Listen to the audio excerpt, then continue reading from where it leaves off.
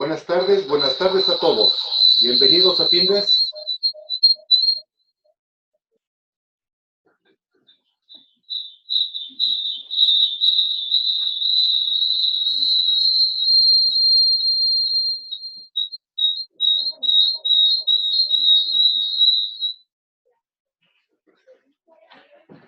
Ya, disculpen ustedes, problema de técnico con el audio, pero bienvenidos todos a Findes. Son las 18 horas del día 29 de agosto.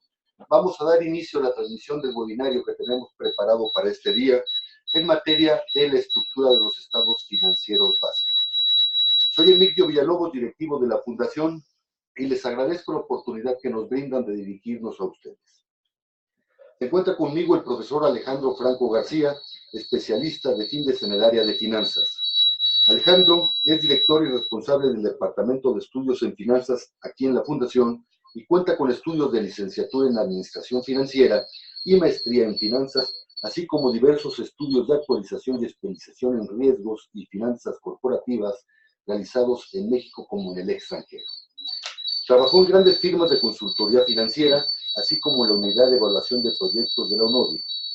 En la actualidad se desempeña como consultor financiero en la compañía Finable SADCB, de la cual es socio fundador aquí en la Ciudad de México y es colaborador con artículos sobre artículos financieros y periódicos en revistas especializadas. Antes de ceder la palabra a Alejandro, les invito a que formulen sus preguntas, nos den comentarios, sugerencias y al término de la plática dispondremos de algunos minutos para atenderles. Alejandro, buenas tardes, podemos iniciar. Muy buenas tardes, muy amable Emilio, gracias. Pues señores, es un verdadero placer estar o contar con ustedes en esta tarde para abordar un tema verdaderamente apasionante que es la estructura de los estados financieros básicos. En ese sentido, la Fundación se permite estar con ustedes abordando estos temas en varios cursos que tienen que ver básicamente con los temas financieros que dan origen a las finanzas corporativas, también a los estudios de evaluación de proyectos y a la ingeniería financiera. Es básico tener entonces el conocimiento estructural que tienen los estados financieros. En ese sentido, entonces, permítanme comentarles. Los estados financieros no nacen espontáneamente. Los estados financieros nacen porque hay un principio básico que es el principio de negocios. Es decir, el estado financiero es de alguna manera la representación de algo mucho más importante que se llama el negocio. Es decir, el negocio es anterior a la aparición de la estructura de los estados financieros. El estado financiero lo que hace es reflejar una realidad operativa de lo que el hombre ha hecho desde hace miles de años y es negocio. ¿Cuál es el principio entonces financiero de los negocios? El principio financiero de los negocios, lo podemos ver ahí, es obtener utilidades. ¿Cómo se obtiene la utilidad? Pues hablando en términos básicos, la utilidad es lo que se obtiene cuando usted logra vender caro, diríamos en términos simples, lo que compra o hace barato. Es decir, la utilidad es producto de tener una diferencia entre lo que ingresa y lo que egresa. Ese es el principio básico de un negocio. Entonces, para que un negocio se considere negocio, pues tiene que generar utilidades. ¿Y cómo se obtiene la utilidad? Pues básicamente diciendo, vendo caro lo que compro hago barato. Eso está representado en esta lámina con 3 renglones: ventas, costos y gastos y la utilidad neta. Es decir, las ventas, los costos y gastos nos darían la utilidad neta. La venta no sería otra cosa que el ingreso, venda caro lo que compro hace barato. El costo y el gasto, es decir, es cuánto incurro, y la utilidad neta es el resultado. Bueno, eso, que es el principio básico de los negocios, es el estado de resultados. El estado de resultados es sencillamente la estructura de ingresos, egresos y utilidades. Ahora, si el objetivo del negocio es tener utilidad, si ustedes se dan cuenta, estamos hablando del renglón 3. Tenemos un primer renglón, ventas, un segundo renglón, costos y gastos, y un tercer renglón, que sea la utilidad neta. En ese sentido, entonces, no podría yo hablar de utilidades, sino lo primero de ventas. Entonces, pensemos por un instante, ¿las ventas son producto de qué? Si yo vendo un producto y tengo en cuenta un conocimiento contable previo, la venta es, de alguna forma, vender un inventario de producto terminado. ¿Dónde está registrado el inventario? El inventario está registrado en el activo. Suponga que usted vende cualquier producto, pero también lo transforma, porque tiene usted producción, manufactura. En ese sentido, el inventario de producto terminado no es otra cosa que la transformación de materias primas, otro inventario, con otro, más bien la transformación de materias primas con otro activo. ¿Cuál sería? Los activos fijos. Y además la aportación de conocimiento, que sería un activo intangible. Entonces, ¿qué tenemos? Activos que transforman activos para generar activos. Ese activo que se genera con producto terminado es el que usted vende. Cuando usted lo vende y no lo ha cobrado, ese activo se convierte en cuenta por cobrar, que es una cuenta que también está dentro de los activos. Y a su vez, si logra la cobranza, se convierte en dinero y ese dinero está en la caja, está en el activo. Como se dan cuenta entonces, las ventas son productos ¿de qué? Del trabajo sobre los activos. Es decir, la pregunta que surgiría en ese instante es, ¿por qué una empresa tiene activos? Una empresa tiene activos porque son necesarios para generar las ventas. En ese sentido, entonces, si usted ve, el activo tiene justificada su existencia porque genera ventas. Entonces, ¿por qué debo vender? Porque si no vendo, no puedo hablar de utilidades. Es decir, está formándose una especie de causa-consecuencia en este proceso lógico del que hace negocios. Yo, a lo mejor, quiero emprender un negocio, diría, necesito tener utilidades porque de eso vivo. Para tener utilidades necesito ¿qué? Vender, y para vender necesito activos. La pregunta que surge aquí en términos específicos es, ¿cuántos activos necesito? ¿Qué nivel de activos debo tener? En ese sentido, hoy, en el mundo de los negocios, los activos deben generar el máximo de ventas. Surge una relación entre activos y ventas. Esa relación se conoce en finanzas como eficiencia. ¿Qué es ser eficiente? Vender más con menos activos. Sin embargo, la pregunta que surge es, ya entendí por qué existen activos. ¿Cuántos activos debe tener una empresa? Los mínimos posibles para generar el máximo de ventas. ¿Y cómo se lee financieramente el nivel de activos de una empresa? Pues muy sencillo. Si yo quisiera saber el tamaño de una empresa, tendría que ver cuántos son los activos. Es decir, la empresa más grande es aquella que tiene más activos. Y si hago una clasificación o un ranking de la empresa más grande a la más pequeña, pues la que tenga más activos es la más grande y la que tenga menos activos es la menos pequeña. ¿Y qué es lo importante de una empresa? El tamaño. Y en ese sentido, vemos aquí que lo importante hoy no es tener activos, sino ser eficientes. ¿Y qué es ser eficiente? Vender lo máximo con el mínimo de activos posible. En ese sentido, está la justificación de existencia y el tamaño de los activos que debería tener una empresa.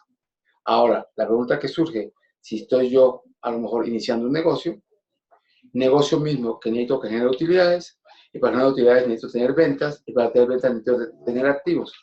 ¿Cuál sería entonces la pregunta que surge a raíz de la necesidad de tener activos? ¿Con qué los financio?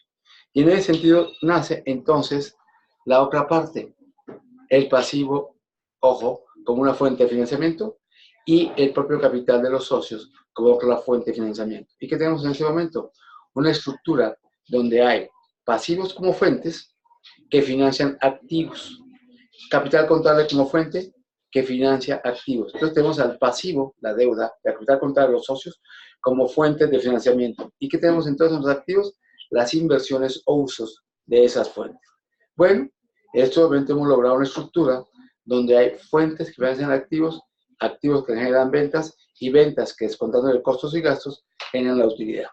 Es decir, tenemos ya una estructura de alguna manera formal de un estado financiero. A su vez, si usted ve estas fuentes y estas inversiones, no son otra cosa que lo que se conoce en finanzas y en contabilidad como el balance general. Este balance general, entonces, surge a raíz de la necesidad de tener fuentes que financien activos y activos que generen ventas. Es la aparición entonces derivado de lo que es el desarrollo de los negocios de los estados financieros. Por supuesto que dentro de la evolución histórica que hemos tenido en la humanidad, pues primero aparecen los negocios, todo el que hace negocio está haciendo esto, aunque no exista todavía el concepto teórico de lo que es la estructura de un estado financiero. Sin embargo, todo el que hace negocios finalmente tiene una estructura de fuentes, de inversiones y de gestión. A su vez, vea usted lo que estamos aquí de alguna manera denotando. Así como los activos generan el ingreso, las fuentes, que son el pasivo, en este caso el pasivo, genera los costos y gastos.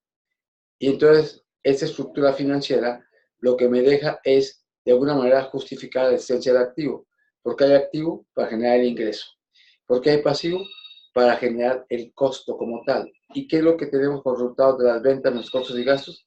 La utilidad neta. Por lo tanto, la utilidad neta, que de alguna manera es la obtención del resultado de haber hecho la gestión del negocio, pues es un resultado de la influencia o de el factor que constituye el reflejo de lo que pasa con los activos y con los pasivos. El activo genera el ingreso, el pasivo genera el costo y el gasto.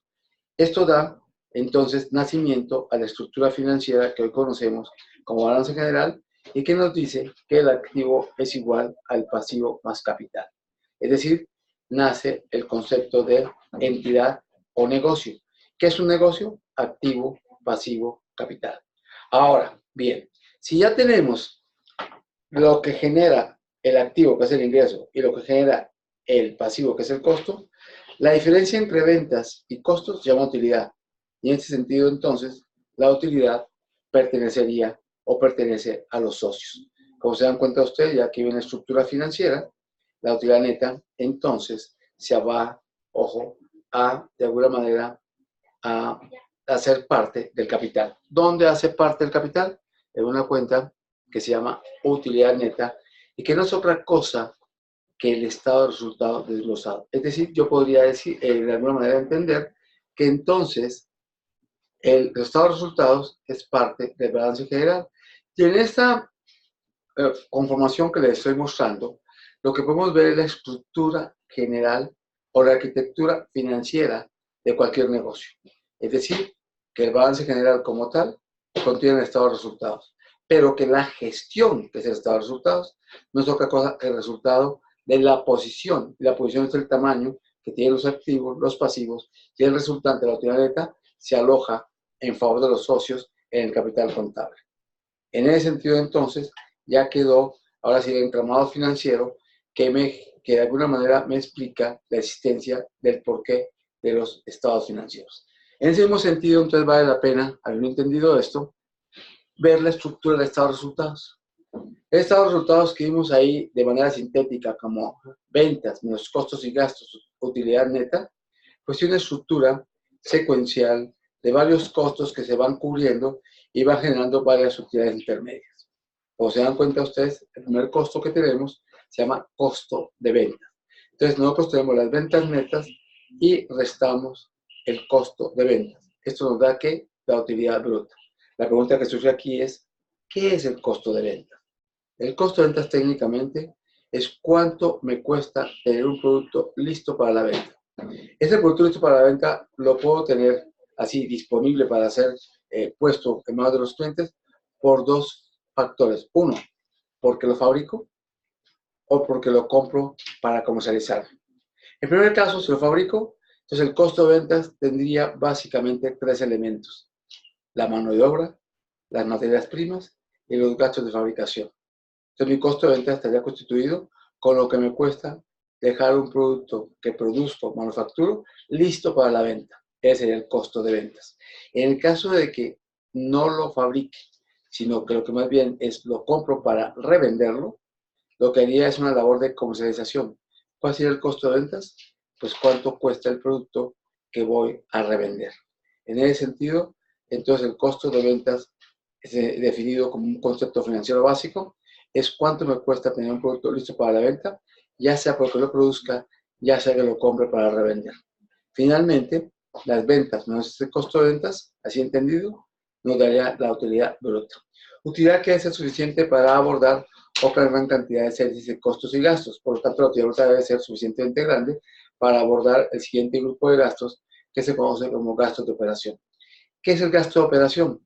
Dentro de la secuencia lógica de los negocios, si usted ya tiene el producto listo para la venta, sobre el cual incurrió con un costo llamado costo de ventas, ahora habrá que ponerlo en manos del cliente. Estos gastos para poner en manos del cliente el producto se llaman gastos de promoción y gastos de venta. Estos gastos de promoción y venta los voy a unir a los gastos de control administrativo del negocio. Estos gastos de control administrativo pues son los conocidos como gastos de administración. Por lo tanto, el gasto de operación está compuesto por los gastos de promoción y venta y con los gastos de administración. Una vez cubiertos con esos gastos, me daría la utilidad operativa, que hoy se conoce en el mundo de los negocios con la sigla de EBIT o EBIT, que lo que quiere decir es utilidades, ojo, así, Earnings Before Interest and Taxes, utilidades antes de intereses e impuestos. ¿Qué es lo importante de esta sigla como tal?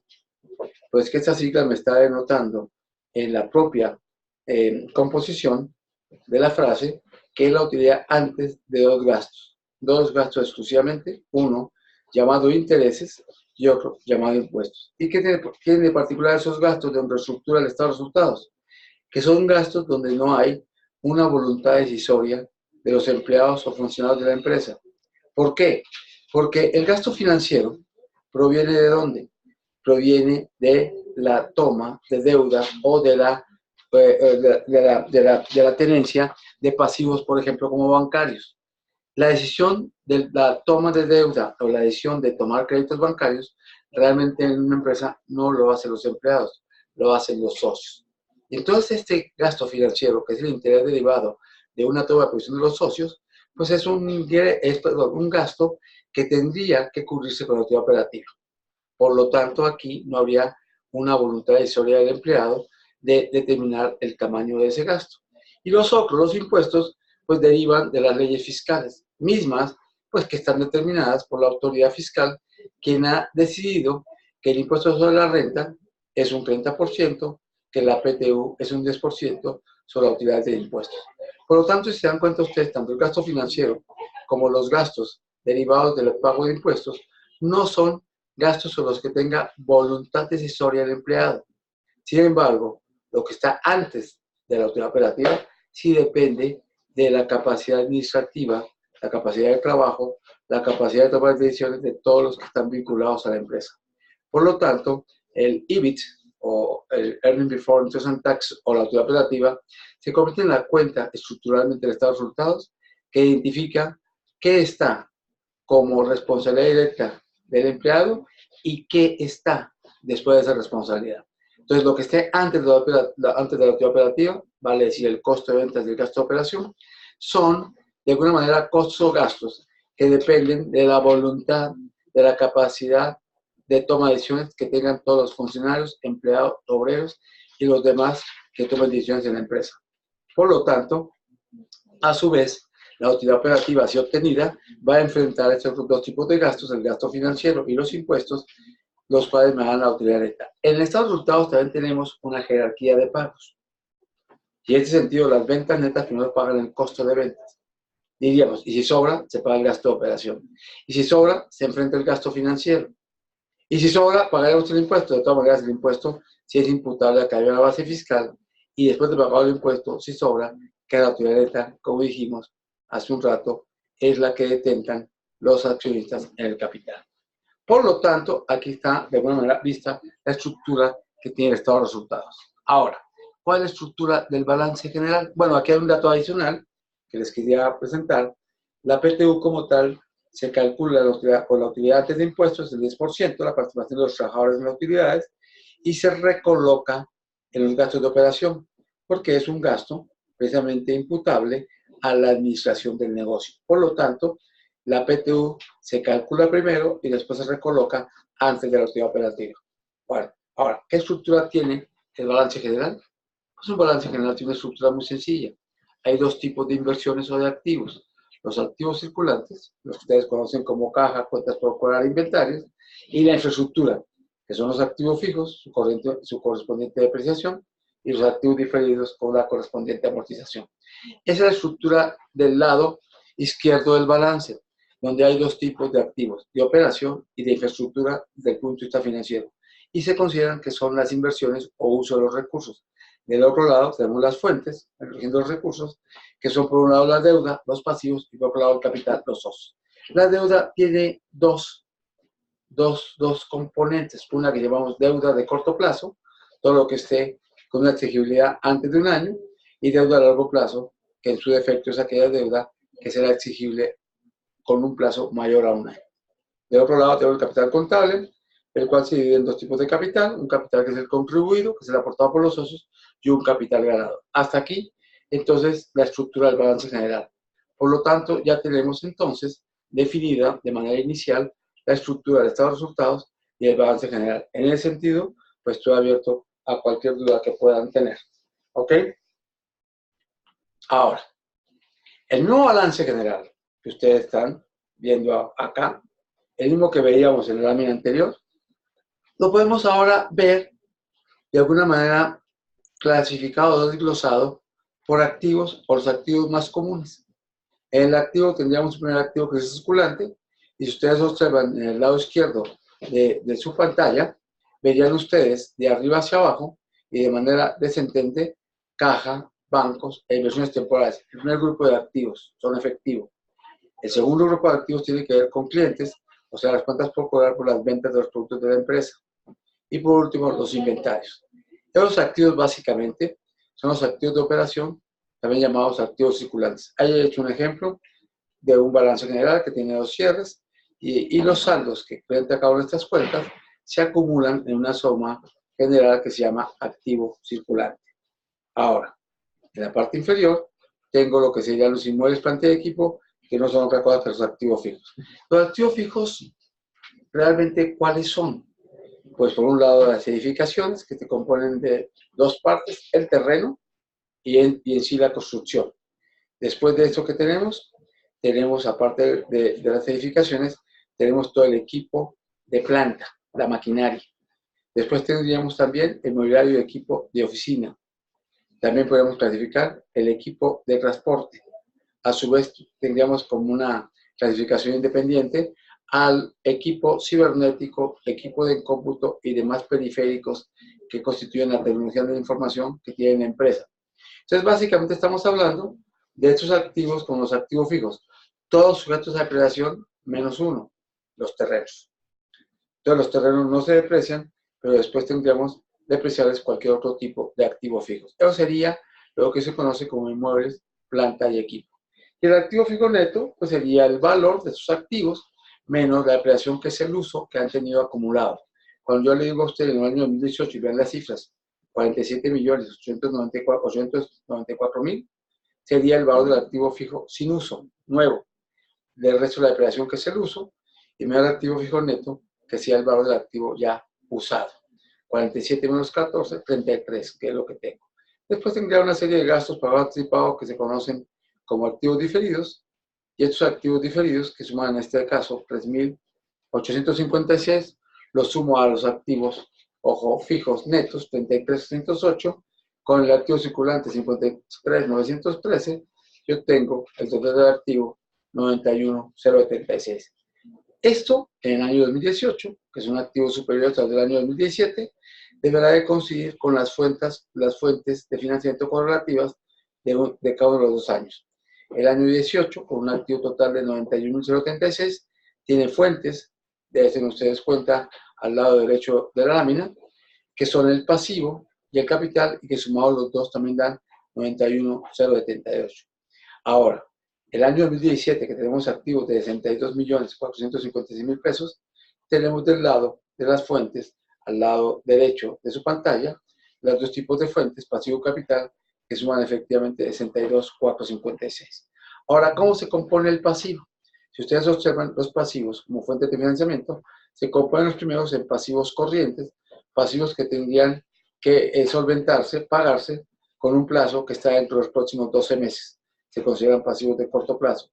¿Cuál es el listado de pasivos más comunes que tienen vencimiento en un plazo menor a un año? Proveedores, acreedores, créditos bancarios de corto plazo y los impuestos a pagar. Puede haber otro tipo de pasivos, otras cuentas a pagar, que no estuvieran incluidas acá, que a lo mejor estuvieran incluidos en los acreedores diversos, y serían todas las cuentas a pagar a corto plazo.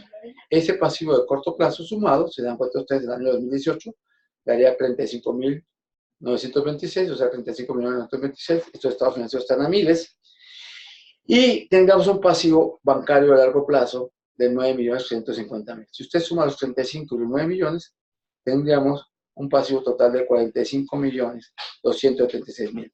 A su vez, tengo un capital contable donde hay un capital social, que es el capital contribuido, de 24 millones, unas utilidades acumuladas que han sido obtenidas en los ejercicios anteriores de 4.560.000 y una utilidad del presente ejercicio de 16.491.000. ¿Qué tengo aquí?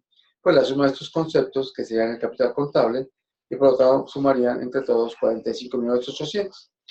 Esa suma de 45.800.000 de capital contable la adiciono al total del pasivo 45.276.000 y me daría en todos los 91.076.000, que sería el total del pasivo de capital. Esa es la estructura entonces básica, ya con terminología y conceptos de cada uno de los renglones, que tendría un balance general de manera genérica. ¿Hay alguna duda hasta acá, muchachos? Ahorita en las preguntas sobre esta estructura, pues con todo gusto. Y además, teníamos el otro lado, dentro de esta misma empresa que llamamos Krypton, como ven ustedes el título de la empresa Krypton, que tiene utilidad de presente ejercicio, tanto el año 18 como el 17, el 18 dice 16 millones y el 17 dice 5 millones, pues veamos a ver los resultados y efectivamente tenemos la utilidad de 16 millones y de 5 millones en la parte, vamos a decir, en la parte inferior de la lámina, que sería la utilidad de cada uno de los años. ¿Cómo está conformado el estado de resultados? Pues como vimos en la estructura original, ventas netas, en el caso del año 2018, 199 millones, menos un costo de ventas, 108 millones. Si esas ventas netas restamos los 108 millones, tendríamos una utilidad bruta de 91.285.000. El resto, los gastos de administración, los gastos de promoción y venta, que son los llamados gastos de operación, el primero por 24.189.000, el segundo por 38.662.000, y tendría la utilidad operativa, que no es otra cosa que 91 millones de utilidad bruta, a la cual le resto 24 millones de gastos de administración, 38 millones de gastos de promoción y venta, que es cuánto me cuesta poner el producto en manos del cliente, y me daría la utilidad operativa de 28.764.000. Tengo los gastos financieros, todos derivados de la deuda financiera de la empresa, son 4.553.000, que es el gasto financiero de un año, y tendría otros gastos y o productos. Si ustedes observan, la palabra productos viene en paréntesis. ¿Por qué? Porque considera que va a sumar. Los gastos por naturaleza, observen ustedes, no tienen el signo menos ni están entre paréntesis, porque el gasto por naturaleza resta. Entonces, en el caso de otros gastos y o productos, si el gasto no tiene ningún paréntesis, ningún signo, pues va a restar, como es el caso de los 66. No así como en el año 2017 que dice menos 237, en ese caso va a sumar. Entonces no sería un gasto, sino un ingreso, o sea, un producto. Por otro tipo de motivos, por ejemplo, la venta de un activo fijo, que sería el caso de tener una utilidad que no es de la operación, pero que se presenta como otro gasto y o producto. A su vez, me da, después de haber restado de la utilidad operativa, los gastos financieros, y haber o sumado o restado, depende de su caso, todos los gastos y o productos, tengo la utilidad antes de impuestos, 24.115.000, el impuesto de la renta, 7.624.000, y tendría para el año 2018 la utilidad de 16.491.000, que es la que está alojada, ya se cuenta ustedes en el lámina anterior, está alojada en el capital. Aquí están los 16 en el capital, utilidad del presente ejercicio, 10.491.000, y son los mismos 16.491.000 que están en el estado de resultados. Esa es la estructura entonces básica de los dos estados que nos conllevan a entender la naturaleza financiera y contable de cualquier negocio. Señores, agradezco mucho la atención y estoy abierto a cualquier pregunta que tengan ustedes para hacer en estos momentos. Gracias. Gracias, Alejandro. Jorge Buenfil, buenas tardes. Tiene la siguiente pregunta para el profesor Alejandro Franco. Usted comentó que los activos generan ventas y luego utilizó la palabra eficiencia. ¿Habría alguna proporción que relacione eficientemente los activos con las ventas? Sí, en ese sentido, la idea es muy sencilla. ¿Qué es ser eficiente en finanzas? Ser eficiente es vender más con menos. Esta relación, que puede dar cualquier número, puede dar 2 veces, 3 veces, 5 veces, lo único que me está poniendo de manifiesto es que hay una relación directa entre el nivel de ventas y el nivel de activos. Es decir, en otras palabras, y esto es muy importante tenerlo en cuenta, un negocio no es bueno por grande que esté en activos, sino es bueno por eficiente. Hoy, en el mundo de los negocios, y esto es toda una tendencia mundial, un negocio no vale por los activos, vale por la capacidad de saber hacer con los activos. Es lo primero que toma en cuenta para valorar un negocio, a diferencia de hace unos años, es lo que genera, lo que se puede hacer con los activos. Porque hoy los activos no son importantes. Lo que es importante es lo que se logra con los activos. Si ustedes se ponen a examinar lo que es el mundo de los negocios hoy, pues el hotel más grande del mundo hoy no tiene cuartos. El hotel más grande del mundo es el Airbnb y no tiene activos.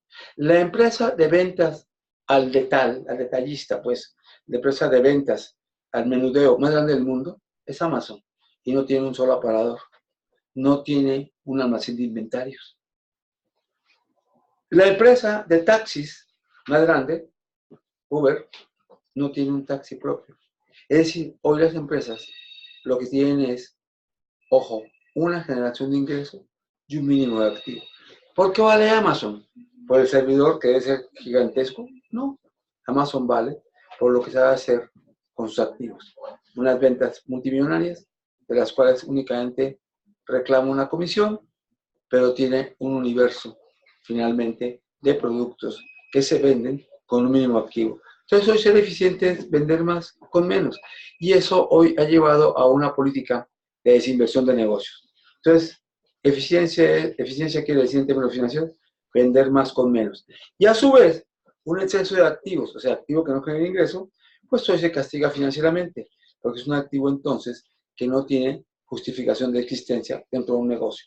Recuerden que los negocios no valen hoy por los activos, valen por la capacidad de saber hacer, que es el intangible, con nuevos activos.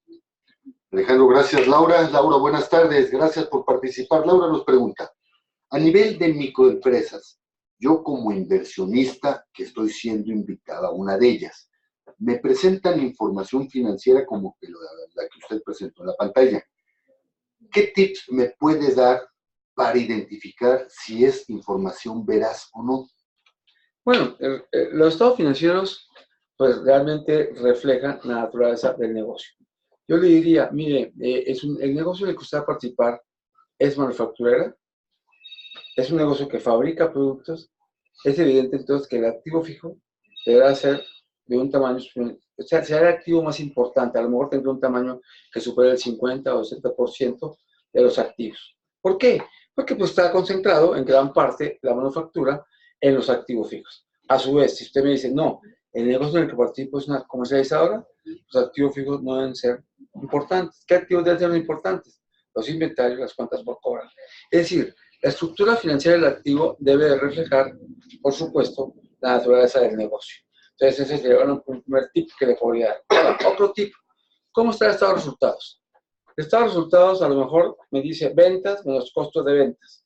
Si la empresa es una empresa que vende productos de manera al por mayor, por decirlo de alguna forma, es una distribuidora al por mayor, el costo de ventas tiende a ser alto, porque aquí, aunque quede poca utilidad, lo que importa es el volumen.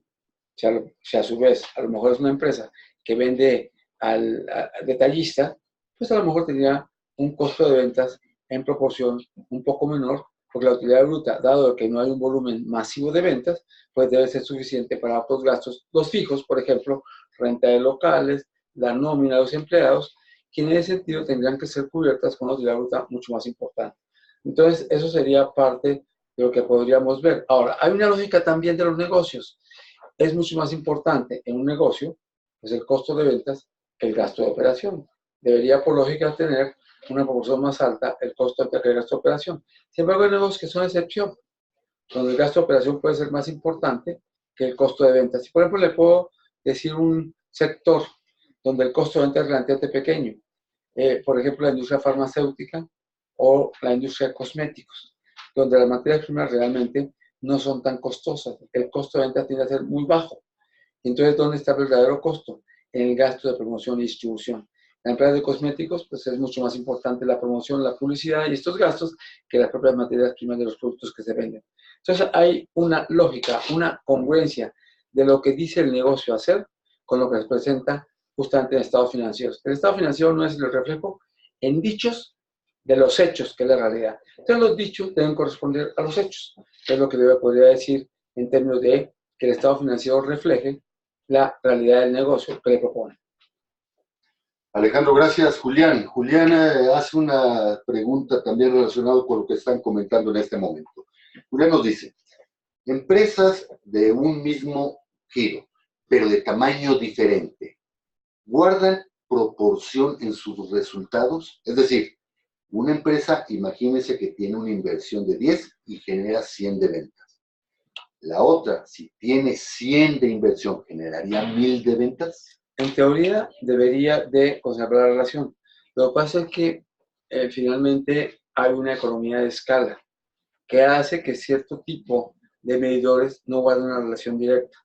Y entonces es, por ejemplo, el caso de no solamente las ventas, sino los costos. Cuando tenemos volumen de ventas sumamente altos, hay también una economía de escala donde hay cierto tipo de costos, como los fijos, que disminuyen el número de volumen de ventas, lo que hace que no haya una relación directa entre lo que sería un nivel histórico o lo que es un nivel proporcional de tamaños. Ahora, en teoría, si yo vendo 100 con activos de 10, vendo 10 veces el activo. Bueno, muy buen medidor, a lo mejor es una tienda departamental. Pero si yo hago esa misma relación, a lo mejor en una, qué sé yo, un negocio, ya no una tienda departamental, sino a lo mejor una tienda de mucho menor calado, tamaño, vale decir una mercería, pues obviamente que no tendría que ser una relación de 10 veces. A lo mejor diría, mi relación es 3 veces. En términos de eficiencia, diríamos la grande, es evidentemente más eficiente, porque con 10 logra 100 de ventas, 10 veces. Y a lo mejor, digamos, con la pequeña, con a lo mejor 10 de inversión, logra únicamente 30 de ventas. Entonces, no hay una relación directa porque funciona la economía de escala que de alguna manera permite la multiplicación de los resultados por el volumen. Alejandro, gracias. Laura retoma su participación y nos dice, sigo pensando en inversión. Okay. ¿Habría alguna forma de incorporar en los estados financieros los efectos adversos del escenario económico? Sí, cómo no. El estado financiero representa a una empresa y la empresa se desarrolla dentro de un entorno económico. La empresa directamente está influenciada e incorpora dentro de sus resultados y dentro de su gestión lo que le pasa al entorno económico. Por ejemplo, si tenemos un entorno económico donde a lo mejor tenemos un problema de alta inflación, no es que la empresa ahora venda lo mismo que vendería en unidades, pero más caras, porque la inflación genera una pérdida de poder adquisitivo. Entonces, el entorno económico generaría ventas más caras, pero mucho menor en unidades. ¿Por qué? Se pierde la capacidad adquisitiva. Entonces, el entorno, al modo inflacionario, genera precisamente un deterioro en unidades de ventas. Ahora, ¿qué otros factores pueden haber? Recuerden ustedes que los entornos pueden tener factores prácticamente dos en dos grandes grupos. Los factores de mercado y los factores, ojo, generados por factores que tienen que ver con lo que muchas veces llaman la mano de Dios, que no es otra cosa que desastres, por ejemplo, huracanes, por ejemplo, incendios, por inundación. Entonces, todo esto obviamente va a, de alguna manera, a reflejarse en la gestión de negocios.